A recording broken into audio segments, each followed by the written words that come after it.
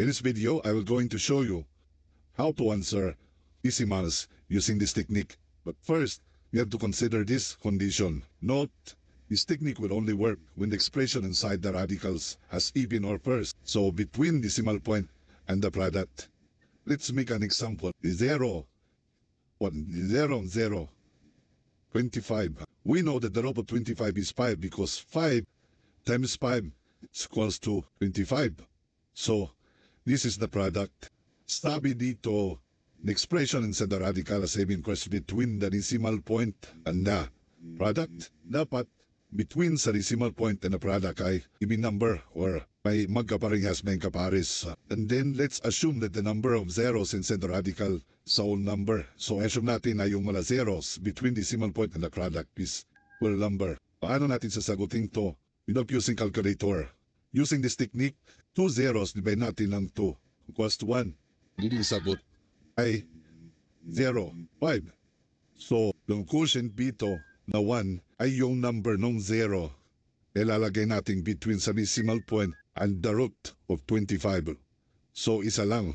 Another example, radicals of 0.000036. Rewrite natin dito. So, may apat na 0, 1, 2, 3, 4, 36. Using this technique, divide muna natin yung 0 between decimal point at yung product.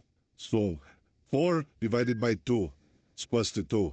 Therefore, answer natin dito ay 2 yung quotient. 1, 2. Then the root of 36 is 6.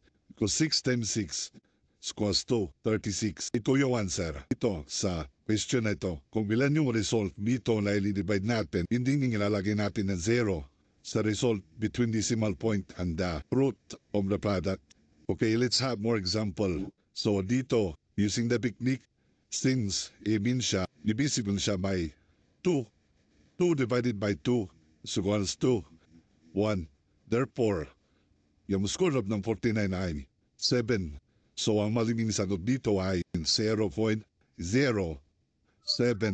Isa lang yung linagay natin na 0 between the decimal point and root of 49. Another example, divided by 2. Kung yung result dito, 2 yung 0 nilalagay natin between decimal point and the root of 49. Okay, another example, ganito lang kasimple yung technique. So 1, 2, 3, 4, 5, 6. 6 divided by 2 is 3. Therefore, yung answer natin ay 0. Tatlong 0 dito. 7. Okay, this last example, try nyo sagutin using this technique.